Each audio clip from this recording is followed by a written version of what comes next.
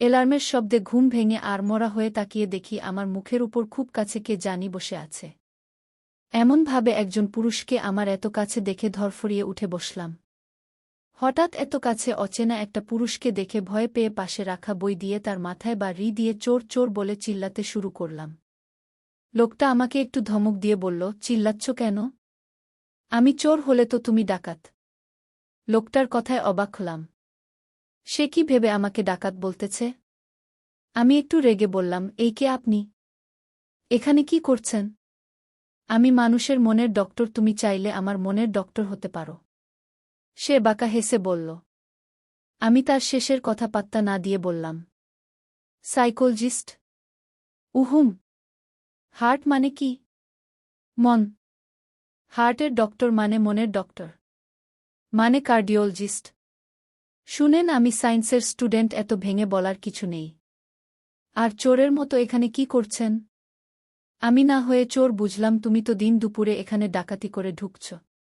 পাগল না কি আপনি? কী সব বলেন? আমি কেন ডাকাতি করে ঢুকতে যাব? আমার এখানে ঢুকার লিগ্যাল পারমিশন আছে। আমি সোফায় বসেছিলাম, লোকটা চেয়ার ছেড়ে উঠে আমার মুখের দিকে আগাতে লাগল। আপনি সামনে আগাচ্ছেন কেন? আমার শরীরের অর্ধেক সোফার উপর আর মাথা ঘাড় সোফার হাতলের সাথে হেলিয়ে বাহিরে। সে আমার দুই পাশে হাত দিয়ে আমাকে আটকে ফেলেছে। লোকটা এত কাছে আসায় আমার অনেক ভয় লাগা শুরু করল, দ্রুত হৃৎস্পন্দন বাড়া শুরু করল। সে আবার ব্যঙ্গ করে বলা শুরু করল, যেটাই তো জানতে যাচ্ছি, লিগ্যাল পারমিশনটা কিভাবে পেলে? কিভাবে বশ করলে মাহাদিকে? আপনি কি যাতাব বলতেছেন? আমি কেন স্যারকে বশ করতে যাব? স্যারকে বশ না করলে কি করেছ বলো তো? তোমার ফিগার দেখিয়ে আকৃষ্ট করেছ নাকি? আমাকেও একটু দেখাও, আমিও দেখি মাহাদি কি দেখে তোমার প্রতি আকৃষ্ট হল। তার কথা শুনে আমার ঘৃণায় চোখে পানি চলে আসল। মস্তিষ্ক বলছে খুব খারাপ কিছু হতে চলছে আয়রা তোর সাথে। আমি সাথে সাথে বুকে হাত দিয়ে কান্না করতে করতে বললাম, আপনি প্লিজ দূরে সরেন। আর কিছু বলতে পারলাম না, হঠাৎ তড়িৎ গতিতে কেউ একজন এসে লোকটার মুখ বরাবর একটা ঘুষি দিল।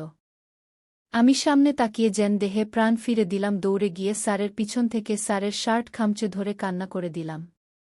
এই মুহূর্তে স্যারকে আমার অন্ধকার পথের আলোর শিখার মতো মনে হচ্ছে। এবার কান্নাটা আরও জোরে বেড়ে গেল। আমার শরীর কাঁপতেছে ভয়ে। স্যার একবার আমার দিকে তাকিয়ে ওই লোকটার উদ্দেশ্য বলল, তুই এখানে কি করছিস হাসিব? লোকটার নাম হাসিব বুঝলাম, সাথে এটাও বুঝলাম লোকটা স্যারের পরিচিত। হাসিব লোকটা অবাক চোখে স্যারের দিকে তাকিয়ে আছে, মনে হচ্ছে স্যারকে চিনতেই পারেনি। কোনো কথাই বলছে না, এমন যেন সে কথা বলার ভাষা হারিয়ে ফেলেছে। হাসিবকে এত অবাক হতে দেখে স্যার বলল, ক্যান্টিনে যা, আমি কিছুক্ষণ পরে আসছি। লোকটা চুপচাপ চলে গেল। আমি এখনও কান্না করে যাচ্ছি। স্যার আমার হাত ধরে আমাকে সোফায় বসালো, তারপর স্যালাইন পানি খেতে দিল। আমি এতটা ভয় পেয়েছিলাম যে এক ঢোকে সব খেয়ে নিলাম। আমি শুধু এটাই ভাবতেছিলাম, স্যার যদি তখন না আসতো তাহলে আমার সাথে যদি খারাপ কিছু হতো। স্যার গ্লাসটা টেবিলে রেখে আমার সামনে হাঁটু গেড়ে বসল। বসে আমার দুই হাত স্যারের হাতের মুঠোও নিল, এই প্রথম স্যার আমার হাত ধরেছে। আমি তার দিকে করুণ চোখে তাকালাম। স্যার বলল, চোখ বন্ধ করে কয়েকবার জোরে জোরে শ্বাস নাও। আমিও তাই করলাম। স্যার বলল, ভয় পেও না, আমি আছি তো, তোমার কিচ্ছু হয়নি। আর ভবিষ্যতেও হবে না ইনশাল্লাহ। আমি সব সময় তোমার পাশে আছি। কিচ্ছু হতে দিব না তোমার। আমার উপর ভরসা রাখো। কয়েকবার শ্বাস নেওয়ার পরে আমি স্যারের কথা শুনে চোখ খুলে তাকালাম। এখন নিজেকে অনেক হালকা লাগছে, কিন্তু কান্নার ফলে হেঁচকি উঠে গেছে। স্যার আবার জিজ্ঞেস করল, ঠিক আছো তুমি? আমি ছোট করে বললাম, হুম। ওকে, ওয়াশরুমের যেয়ে ফ্রেশ হয়ে আসো। আমিও চুপচাপ তাই করলাম, কারণ এখন তর্ক করার মতো মানসিকতা নেই আমার। ফ্রেশ হয়ে এসে দেখি স্যার টেবিলে খাবার তুলছেন, কিন্তু এখন আমার খাওয়ার একটু ইচ্ছে নেই।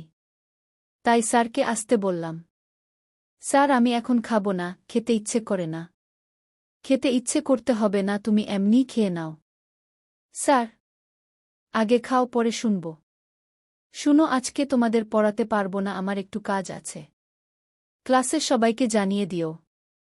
আমি মাথা নেড়ে সম্মতি দিয়ে চলে আসলাম। স্যার খাইনি, হয়তো পরে খাবে। আমি এসে চুপচাপ ক্লাসে ঢুকে মিতুকে বললাম, স্যার আজকে পড়াতে পারবেন না, ও যেন সবাইকে জানিয়ে দেয়। দুপুরের কনকনে রোদে ঢাকার ব্যস্ত শহরে জ্যামে বসে আছেন 2 জন লোক, কিন্তু কেউ কারো সাথে কোনো কথা বলছেন না। গাড়ি জুড়ে শুধুই নীরবতা। জ্যাম পেরিয়ে গাড়ি ঢুকল খান বাড়িতে। খান বাড়ির কর্তা সুলতান খান, তার স্ত্রী সুরাইয়া বেগম, বড় ছেলে মোহাম্মদ রাকিব খান এবং তার স্ত্রী আসমা বেগম ও তাদের মেয়ে এশা, মেজ ছেলে মোহাম্মদ মাহাদি হাসান হৃদয় খান। সবাই মাহাদি ডাকে এবং ছোট মেয়ে জান্নাতুল জেরি ডাকনাম জেরি। তাদের ফ্যামিলি বিজনেস শঙ্খনির ইন্ডাস্ট্রি, পোশাকের কারখানা আছে। বাড়িতে ঢুকার পরেই সুরাইয়া বেগমের সাথে দেখা। ভর দুপুরে মাহাদি আর হাসিবকে দেখে চমকে গেলেও খুশি হয়ে গেলেন। হাসিব সুরাইয়া বেগমকে দেখার সাথে সাথে দৌড়ে গিয়ে মামনি বলে জড়িয়ে ধরলেন। সুরাইয়া বেগম একটু রাগ দেখান, এতদিন কেন আসে কি?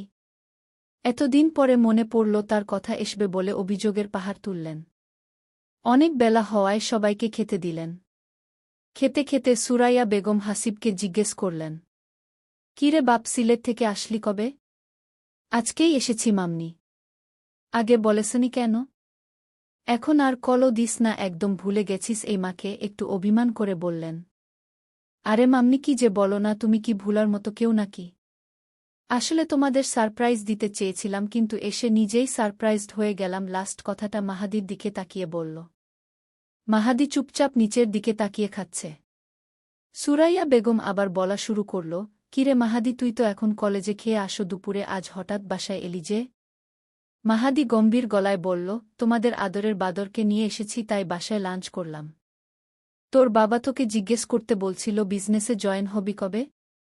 সবে তো কলেজের জবটা নিলাম, এখন হুট করে মাঝ পথে জব ছেড়ে দিলে এতে স্টুডেন্টদের পড়াশোনার উপর একটা ব্যাড ইফেক্ট পড়বে। এভাবে চাইলেই হুট করে জব ছেড়ে দেওয়া যায় না। আর 2 বছর যাক, তারপর ছেড়ে দিব, দরকার হলে বাবাকে বলো বেশি প্রেসার না নিতে, আমি ফাঁকে ফাঁকে বিজনেস দেখব। কাটকাট গলায় বলেই হাত ধুয়ে উঠে গেল। স্টুডেন্টের পড়াশোনার ক্ষতি হবে না, ছাই নিজে প্রেম করতে পারবি না সেটা স্বীকার কর। কথাটা আস্তে বললেও মাহাদি ঠিকই শুনে হাসিবের দিকে রাগি লুকে তাকাল। হাসিব যেন দেখেইনি কিছু, এমন একটা ভাব নিয়ে খাওয়া শুরু করল। খাওয়া শেষে যে যার রুমে গেল বিশ্রাম নিতে।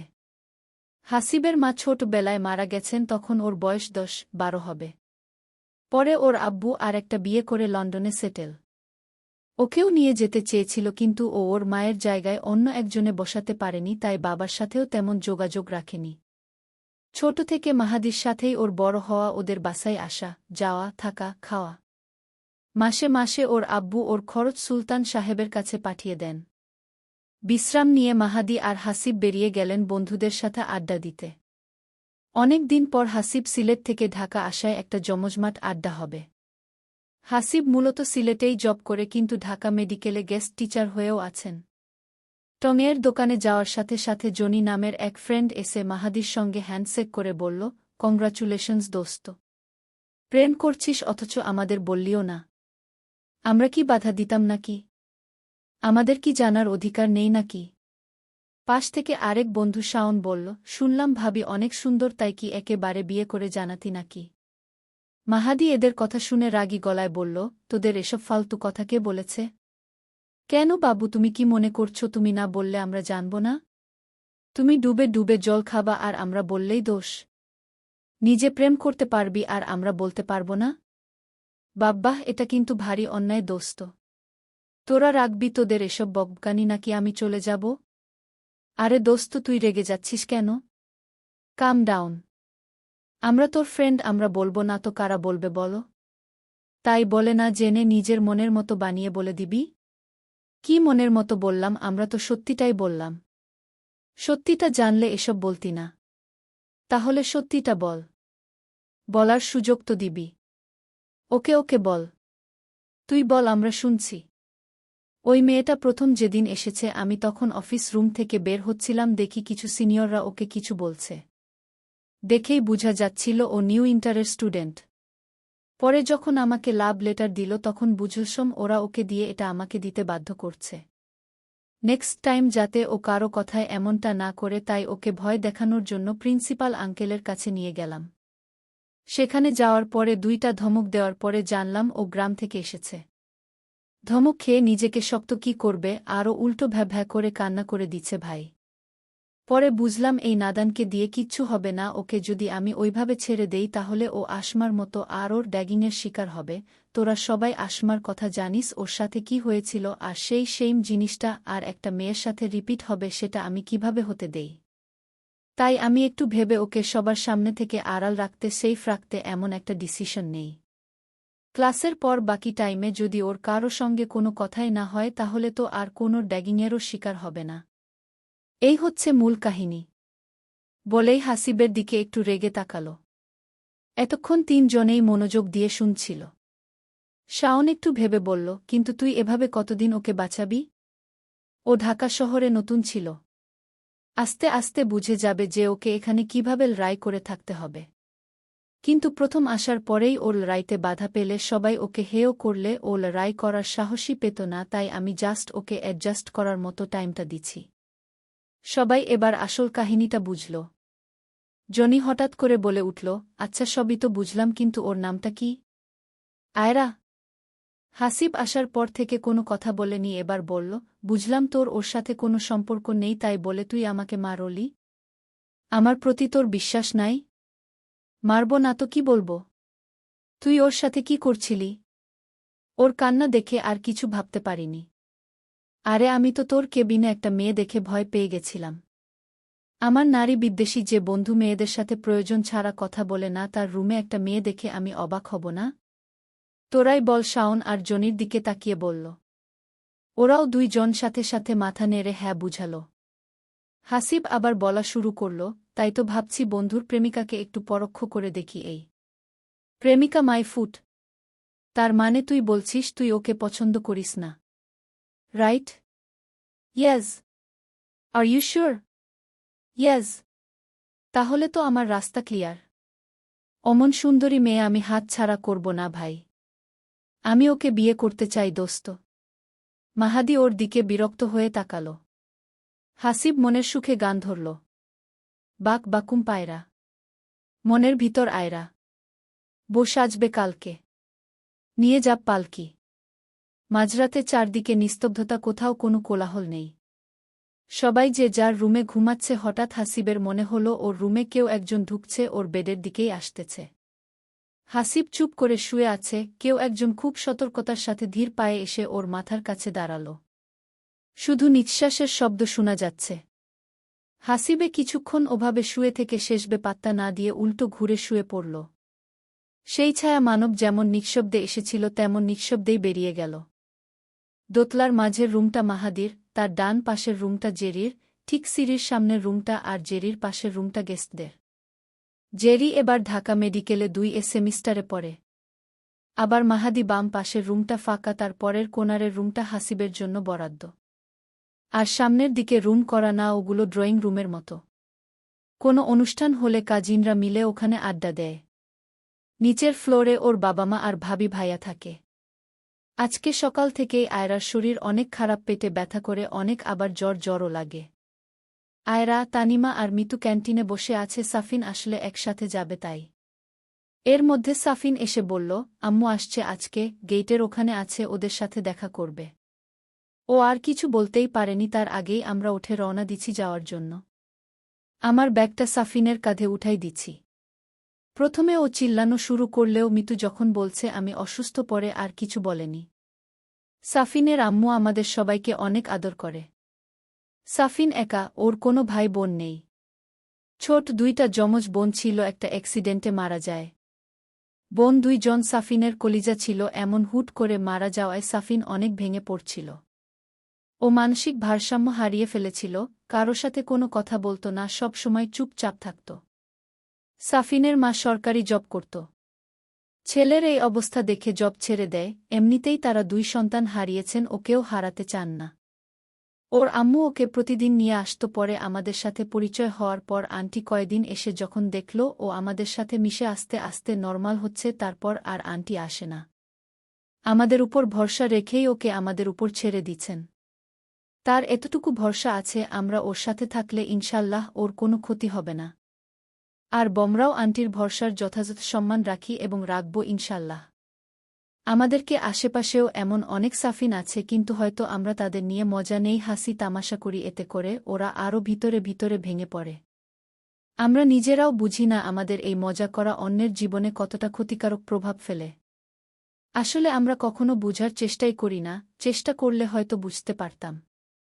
আমরা এটা ভাবি না, ওর জায়গায় যদি আমি থাকতাম আর সবাই যদি আমার সাথে এমন করত তাহলে আমার কেমন লাগত। আমরা যদি ওদেরকে একটু সাহস দেই, ওদের সাথে একটু ভালো ব্যবহার করি, তাহলে হয়তো ওরাও আমাদের মতো স্বাভাবিক জীবন যাপন করতে পারবে। আন্টির কাছে যেয়ে আমরা সবাই অনেক মজা করতে থাকলাম। আমি বললাম, আন্টি তুমি তো এখন আসোই না, আমাদের একদম ভুলে গেছ। যাও, তোমার সাথে আর কোনো কথা নাই। কিয়ে বলিস না, তোরা তিনটা তো আমার কলিজার টুকরো, তোদের কিভাবে ভুলি বলতো। বলেই আমাদের তিনজনকে জড়িয়ে ধরল। আর পানি, নদীর পানিতে ভেসে আসছি। আরে না, তুই নদীর পানিতে ভেসে আসলে নদীর পানি নোংরা হয়ে যাবে না? তোকে তো ওই কাওরান বাজারের ড্রেনে পাইছে। বলেই আমরা সবাই হেসে দিলাম। আন্টি তুমি এত সুইট কিউট, তোমার পেটে এই হিংসুটেটা আসলো কিভাবে? ও কি সত্যিই তোমার ছেলে? আমারও না মাঝে মাঝে সন্দেহ হয়, মনে হয় হসপিটালে কারো সাথে চেঞ্জ হয়ে গেছে। আন্টিও আমাদের সাথে হাসা শুরু করল।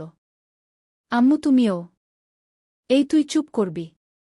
দেখস না আমরা মা মেয়েরা কথা বলতেছি। তুই বড়দের মাঝে কথা বলিস না তো। আসছে আমার বড় হু।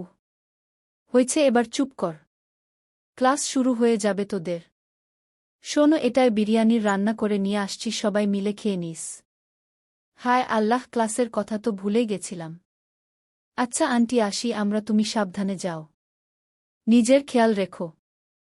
আঙ্কেলে আমাদের সালাম দিও। চল তোরা। বিরিয়ানির বক্সটা তানিমার হাতে দিলাম। আন্টি পিছন থেকে বলল, আরে সাবধানে যা, তাড়াহুড়া করিস না, পড়ে যাবি। আমরা লিফটের সামনে দাঁড়িয়ে আছি। আমাদের ক্লাসরুম ৫ তালা, আমরা সব সময় সিঁড়ি দিয়েই যাই, কিন্তু আজকে হঠাৎ এত পেটে ব্যথায় ৫ তালা পর্যন্ত সিঁড়ি দিয়ে উঠা সম্ভব না আমার, তাই ওরাও আমার সাথে দাঁড়িয়ে আছে। লিফট আসার সাথে সাথেই আমি লিফটে ঢুকে ঢুলে বসে মাথা নিচু করে পেটে হাত দিয়ে রাখলাম। হঠাৎ ওরা স্যারকে সালাম দেওয়ায় আমি তাকিয়ে দেখলাম মাহাদি স্যার। স্যারের সামনে এভাবে আমি বসে থাকব আর স্যার দাঁড়িয়ে থাকবেন, বিষয়টা খারাপ দেখায়, তাই আমিও উঠে দাঁড়াবো। স্যার আমাকে থামিয়ে দিয়ে উঠতে নিষেধ করল। স্যার জিজ্ঞেস করল কি হয়েছে আমার। মিতু বলল, একটু শরীর খারাপ স্যার। কিছুক্ষণ আমার দিকে গম্ভীরভাবে তাকিয়ে কিছু একটা ভেবে আমাকে আর কিছু বলল না। লিফট ৫ তালায় আসতেই আমরা সবাই নেমে পড়লাম।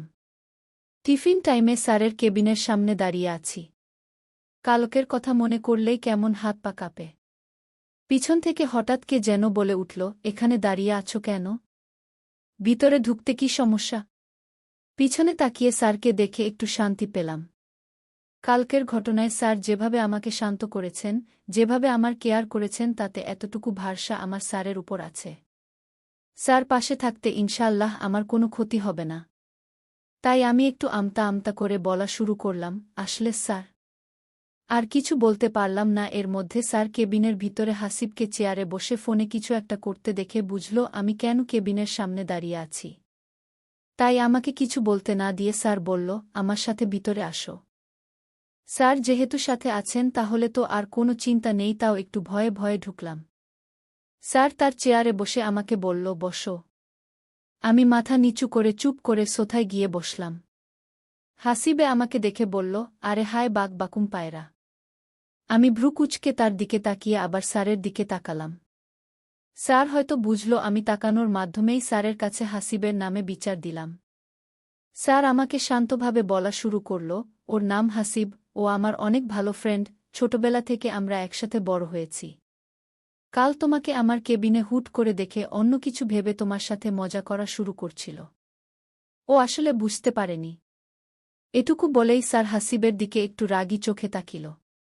হাসিব হকচকিয়ে বলা শুরু করল, আসলে আম সো সরি।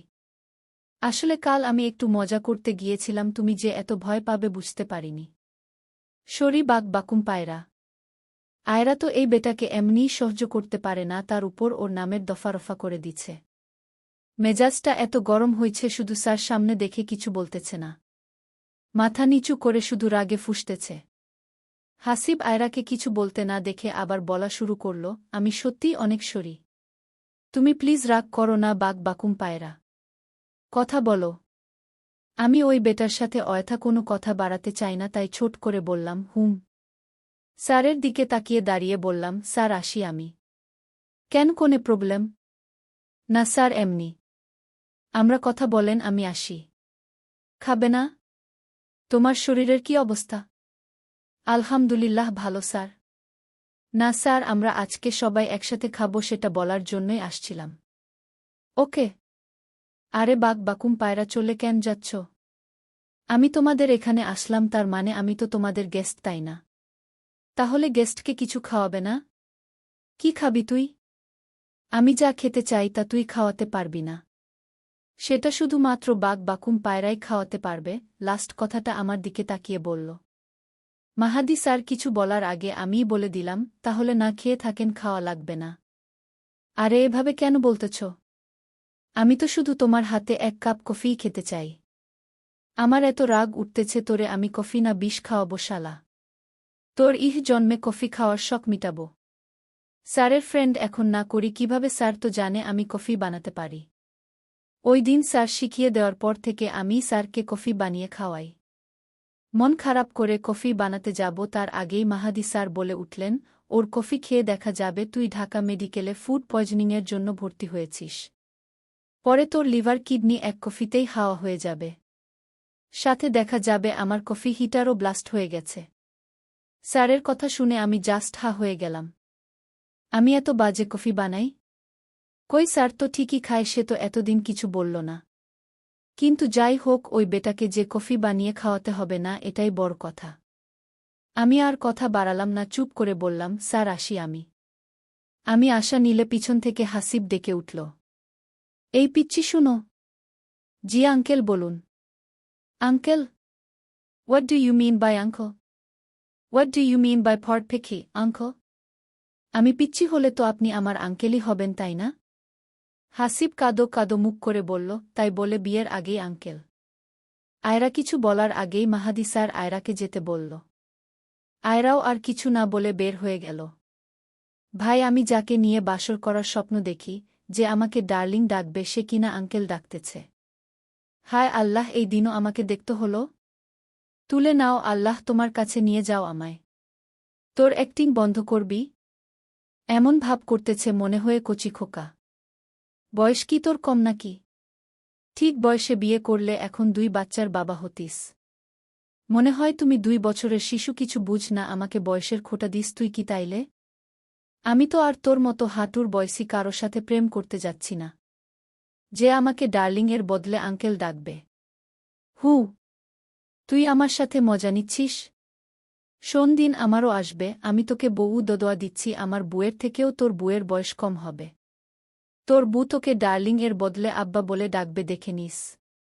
এভাবেই 2 বন্ধু খুনছুটি করতে থাকে। ক্লাস শেষে সবাই একটা রুমে বসে আছে। আজকে মাহাদি স্যারের কাছে প্রাইভেট আছে। কিছুক্ষণ পরে স্যার রুমে আসার পর টুকটাক কথা বলে জিজ্ঞেস করল, তোমাদের আমি মেসেঞ্জারে গ্রুপ খুলতে বলেছিলাম আর সেখানে সবাইকে এড হতে বলেছিলাম। তোমরা গ্রুপ খুলেছ? সবাই গ্রুপে এড আছো? জি স্যার, খুলেছি। স্যার, আপনাকে ফ্রেন্ড রিকোয়েস্ট দিয়েছি, আপনি যদি অ্যাকসেপ্ট করতেন তাহলে আপনাকে গ্রুপে এড করে দিতাম স্যার। একটু ঢং করে বলল। আমি কাচুমাচু হয়ে হাত তুললাম। স্যার আমার দিকে তাকিয়ে কি হয়েছে জিজ্ঞেস করল। আমি বললাম, স্যার আসলে আমার তো বাটন, তাই। বাটন ফোন নিয়ে এসেছে এখানে পড়াশোনা করতে। 3rd ক্লাস মেয়ে কোথাকার। এখা। দিয়া আর কিছু বলতে পারল না। মাহাদি স্যারের একটা ধমকেই চুপ হয়ে গেল। মাহাদি স্যার একটু রেগে বলা শুরু করল, আমি এখানে উপস্থিত আছি, এটা আপনাদের মাথায় রাখা দরকার। আর মিস আয়রা আমার সাথে কথা বলতেছেন, যখন টিচার স্টুডেন্ট কথা বলে তখন মাঝখানে 3rd পারসন কথা বলা বেয়াদবি, সেটা সবার জানা দরকার। এতটুকু বলার পরেই পুরো ক্লাস চুপ হয়ে গেলে কেউ কোনো কথা বলছে না। মাহাদি স্যার আবার বলা শুরু করল, মিস আয়রা, আপনি আপনার ফ্রেন্ডদের থেকে ইনফরমেশন কালেক্ট করে নিয়েন। আর আমার আইডির নাম কি? দিয়া খুশি মনে উঠে বলা শুরু করবে তার আগে স্যার দিয়াকে বলল, আপনাকে বলিনি। আপনাকে বলেছি। মিতুর দিকে তাকিয়ে বলল, কারণ মিতুও তো ক্লাস ক্যাপ্টেন। মিতু ওর আইডির নাম বলল। সকালবেলা আয়রারা ক্যান্টিনের কোনারের টেবিলে বসল। ওরা সাধারণত এই টেবিলেই বেশি বসল। টেবিলের এক সাইডে একটা চিরকুট লেখা। তানিমা হাতে নিয়ে বলল, এটা কি ভাই? এখানে কে রাখল? কি জানি, হয়তো কেউ ভুলে রেখে গেছে। এমনও তো হতে পারে হয়তো কেউ আমাদেরকেই দিছে। তোদেরকে দিলে এখানে না রেখে যেয়ে তোদের হাতেই দিত। আয়রা এতক্ষণ চুপ করে শুনে বলে উঠল, হয়তো সাহস করে সামনে এসে নিজের ফিলিংসগুলো ভয়ে বলতে পারবে না ভেবে চিরকুটের মাধ্যমে দিছে। রাইট, আমারও তাই মনে হচ্ছে। এ হাসছে যে চেহারা, এদের মানুষ চিরকুট দিবেন আবার এদেরকে নাকি ভয়ও পাবে। খারাপ বলিসনি, তোদের চেহারা দেখে ভয় পেয়ে হয়তো সামনে আসেনি। চিরকুটটা তানিমার হাতেই ছিল। আমি ওর হাত থেকে নিয়ে খুলে দেখা শুরু করলাম, আসলে এতে কি লেখা আছে। চিরকুট দেখে তো আমি জাস্ট অবাক। হা হা করে হেসে দিলাম। ওরা আমার দিকে তাকিয়ে বলল, কিরে হাসছিস কেন? কি লেখা? আমি ওদের চিরকুটটা দেখালাম, ওটায় লেখা। নামটা তোমার বলা কি যাবে? ঠিকানাটা দেওয়া কি যাবে? বাহ তানিমা, তুই তো দেখি আশিক বানিয়ে ফেলেছিস। আমাদের তো বললিও না। আরে দূর, কি যাতা বলছিস? আমি চিনিও না, দেখেস না, আমার নামও জানে না, নাম জানতে চাচ্ছে। আর হতেও তো পারে এটা অন্য কারো। হ্যাঁ সেটাই। আয়রা কিছুক্ষণ ভেবে বলল, যার হয়ে হক তাতে আমাদের কি? আমরা যখন পেয়েছি চল একটু মজা করা যাক তাহলে। আয়রা, তোর মাথা খারাপ হয়ে গেছে? কি করছিস? কি দরকার শুধু শুধু ঝামেলা করে খাল কেটে কুমির আনার? আরে দূর, আমি খাল কেটে কুমির আনি না। যখন অনেক শান্তিতে থাকি তখন নিজে কুমির ভরা খালে ঝাঁপ দিয়ে বলিলে কাবারি কাবারি কাবারি বলেই চিরকুটটায় কিছু লিখে ফেল। কি লিখছিস? নিজের দেওয়া ডাকো, আগে পরিচয় পরে না হয় দেওয়া যাবে। বলে চিরকুটটা টেবিলের সাইডে রেখে দিয়ে ওরা ওদরের মতো গল্প করতে শুরু করল। এর মধ্যে কোথা থেকে দিয়া এসে ওদের পিছনের টেবিলে বসে ওর ফ্রেন্ডদের সাথে বলা শুরু করল। আজকাল কলেজে এমন কিছু লোক ভর্তি হয় যারা কলেজের ক্লিনারের কাজ করারও যোগ্য না, তারা আবার আমাদের সাথেই ক্লাস করে, ভাবলেই ঘৃণা লাগে। আয়রা আবার ওদের শুনিয়ে শুনিয়ে বলা শুরু করল, আসলেই তাহলে ভেবে দেখত ওর পাওয়ার কতদূর। ওকে এই কলেজে ভর্তি করার অনুমতি দিয়েছেন প্রিন্সিপাল স্যার। মিতুর সাথে সাথে বলে উঠল, হ্যাঁ ঠিকই, আবার আমাদের সাথে রেগুলার ক্লাস করে, স্যাররাও তো ওকে চোখে হারায়। কথাগুলো দিয়ার কাটা গায়ে নুনের ছিটার মতো হল। ও তেরে উঠে আয়রাকে বলা শুরু করল, হে ইউ, তোমার সাহস হয়ে কি করে আমার সাথে তর্ক করার? সামান্য একটা স্মার্টফোন কিনার যোগ্যতা নেই তোমার, কি যোগ্যতা আছে আমার সাথে তর্ক করার? তুমি জানো তোমাকে কলেজ থেকে বের করে দিতে আমার 2 মিনিটও লাগবে না। এতক্ষণ সব কিছুই আরিয়ান আর ওর ফ্রেন্ডরা দূর থেকে দেখছে। আরিয়ান প্রথমেই দিয়াকে কিছু বলতে চেয়েছিল, কিন্তু আরিফ নিষেধ করছে, কলেজের সিনিয়র হয়ে জুনিয়রদের ঝামেলায় না জড়ানোই ভালো। কিন্তু এবার আর আরিয়ান চুপ করে থাকতে পারে না, উঠে দাঁড়ায় দিয়াকে কিছু বলবে ভেবে। পাশ থেকে শান ওর হাতটা ধরে বলল, আরে দাঁড়া একটু দেখি রাজাকের নাতনি কি বলে। আরিয়ান রেগে ওর দিকে তাকানো, কারণ ও এখন মজা করার মুডে নেই। শানকে কিছু বলবে তার আগেই আয়রার কণ্ঠ শুনে আয়রার দিকে তাকাল। শোন দিয়া, আমার সাহসের কিছুই তুমি এখন পর্যন্ত দেখোনি, আর আমাকেও বাধ্য করো না তোমাকে সাহস দেখাতে। আর কি বললে তুমি? আমার স্মার্টফোন নেই তাই তো? আমার স্মার্টফোন নেই তাতে তোমার কি দিয়া?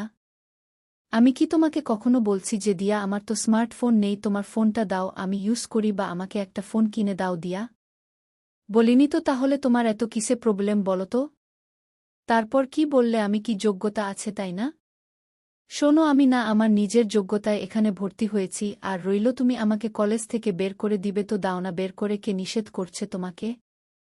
আমিও দেখি তুমি কয় মিনিটে নাকি কয় বছরে আমাকে কলেজ থেকে বের করতে পারো। বলেই আয়রা মুচকি হেসে দিল। হিয়া কিছু বলবে তার আগেই আরিয়ান বলল, এটা কলেজ ক্যান্টিন, কোনো ঝগড়ার কম্পিটিশন না, কিপ সাইলেন্ট। হিয়া আর কিছু বলতে না পেরে রাগে ফুলে পর টেবিলে বসে পড়ল। ও যে আর কোনো কিছু বলতে পারেনি সেটা ভেবে আমি খুশি হলাম। একবার আরিয়ানের দিকে তাকিয়ে আবার গল্প করা শুরু করলাম। হঠাৎ করেই মিতু ওর ফোনটা আমার সামনে ধরে বলে উঠল, দেখ, এটা মাহাদি স্যারের আইডি। কালকেই রিকোয়েস্ট অ্যাকসেপ্ট করছে।